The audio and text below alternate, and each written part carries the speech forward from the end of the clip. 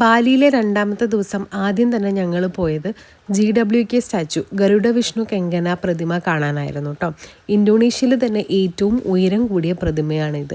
ഹിന്ദു പുരാണം അനുസരിച്ച് അമൃത് തെരയുന്നതിൻ്റെ ഭാഗമായിട്ട് ഗരുഡൻ വിഷ്ണുവിൻ്റെ വാഹനമാകാമെന്ന് സമ്മതിക്കുകയും പകരം അടിമയായിരുന്ന അമ്മയെ മോചിപ്പിക്കാനായി അമൃത് ഉപയോഗിക്കാനുള്ള അനുമതി വിഷ്ണു ഗരുഡന് കൊടുക്കുകയും ചെയ്തു.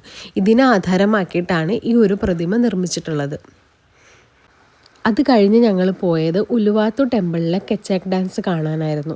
രാമായണം നമ്മൾ ഇന്ത്യക്കാർക്ക് പുതിയൊരു കഥയല്ല, പക്ഷേ ഇവർ അവതരിപ്പിക്കുന്ന രീതി വളരെ വ്യത്യസ്തമാണ്. 50ഓളം ആൾക്കാരിരുന്ന് കെച്ചാക്ക് കെച്ചാക്ക് എന്ന സൗണ്ട് ഉണ്ടാക്കിക്കൊണ്ട് ആ ബാക്ക്ഗ്രൗണ്ടിലാണ് വനവാസത്തിലായിരുന്ന സീതാദേവിയെ രാവണൻ അപഹരിക്കുന്നതും തുടർന്ന് ഹനുമാനും വാനര സംഘവും കൂടി സീതാദേവിയെ ലങ്കയിൽ നിന്ന് രക്ഷപ്പെടുത്തി കൊണ്ടുവരുന്നതും കാണിക്കുന്നത്. അവസാനം ഹനുമാന്റെ ലങ്കാദഹനവും കൂടി ഉണ്ട്.